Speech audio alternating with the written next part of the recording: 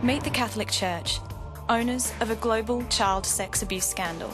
In the past 50 years, around 30,000 people in 25 countries have reported abuse by Catholic priests. Church officials stand accused of failing to report cases to secular authorities. In a recent letter of apology to Irish Catholics, Pope Benedict XVI said fast-paced change and secularisation has led to moral decline, blaming modern society. But the Church's own paper trail shows it has known about and failed to deal with the problem for 2,000 years. The first recorded link between priests and paedophilia can be found in a manual for church officials from around AD 60 called Didache. Older than the New Testament, it made the rule clear: thou shalt not seduce young boys.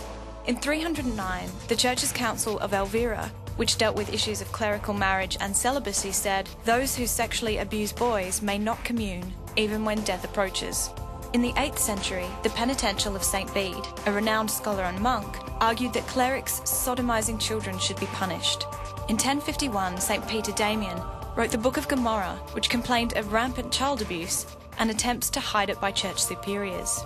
The book was addressed to Pope Leo IX, who reacted by punishing only the worst of serial sex abusers and arguing that abuse was a spiritual issue, not a criminal one. In 1140, a canon lawyer known as Gratian of Bologna called for pedophile priests to be put before secular courts. In 1568, Pope Pius V acknowledged the problem in the papal order the Horrendum, calling for pedophile priests to be charged. In 1741, Pope Benedict XIV wrote the definitive church document on child sex abuse, the Sacramentum Penitentiae.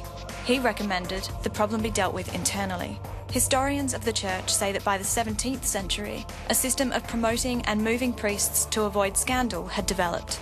In recent times, church laws passed in 1917 and 1962 called for cases to be handled in secret, with no requirement to report offenders. In 2001, head of the Holy Office and future Pope, Cardinal Ratzinger, argued abuse allegations should be dealt with under the Church's greatest level of secrecy, that of pontifical secret. This week, the Vatican pointed to guidelines created in 2003, but unfortunately not circulated, requiring offending priests to be reported to police. A small step forward, or further evidence of bureaucratic failure? The Catholic Church, owners of a so-called modern problem that goes back 2,000 years. Big on sin, big on guilt, not so big on confession.